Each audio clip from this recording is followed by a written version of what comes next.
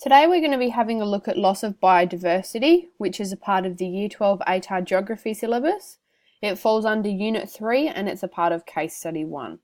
So today we're going to be discussing the literacy and numeracy requirements of this unit, but first we're going to have a look at the learning goals. So the learning goals for this unit are to understand the spatial distribution of world biomes, the causes, rate and rate of declining biodiversity loss, evidence of biodiversity loss, the interrelationship between land cover change and biodiversity loss, the effects of biodiversity loss, and the projected impacts of biodiversity loss. So now that we've established the learning goals, let's have a look at the literacy elements. These fall within the literacy continuum, and the two overarching ones are composing and creating, and then within those students need to have grammar knowledge, visual knowledge, word knowledge, and text knowledge.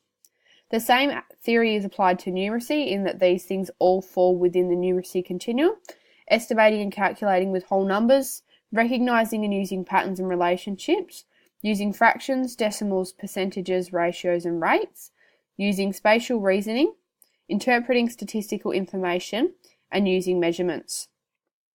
So to be able to complete this unit, students need a basic numeracy knowledge. They need to be able to read graphs, understand statistics, understand key and legends. They need basic number skills, including addition, subtraction, multiplication, and division. They need to be able to undertake conversions. They need to measure distance and notice and understand trends. Next, we're going to have a look at the text that students will use to complete this. So they include textbooks and government sources, maps, both digital and print, and geographical images. So in textbooks, students need to be able to recognise and use patterns and relationships, use fractions, decimals, percentages, ratios and rates, use spatial reasoning, interpret statistical information, and use measurement. In maps, they need to be able to estimate and calculate with whole numbers, recognise and use patterns and relationships, understand fractions, decimals, percentages, ratios and rates, use spatial reasoning and measurement. Finally, in geographical images, this includes things like Google Earth and satellite images.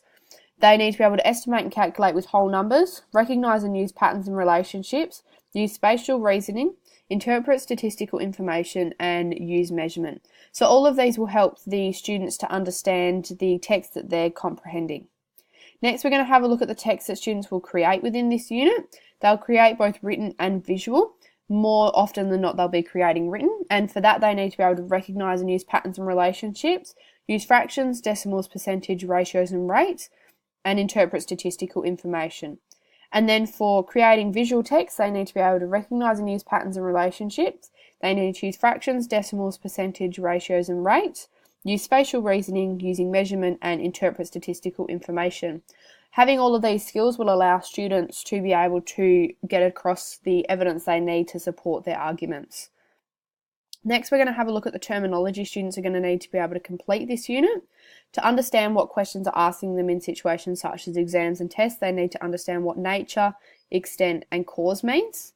And then to understand the content for loss of biodiversity, they need to understand what a natural biome is, anthropogenic biome, land cover change, biodiversity loss, sustainability, ecosystems, as well as deforestation, agriculture, and degradation. And in order to help my students learn this, I'm going to be using Mazzano's 6-step model.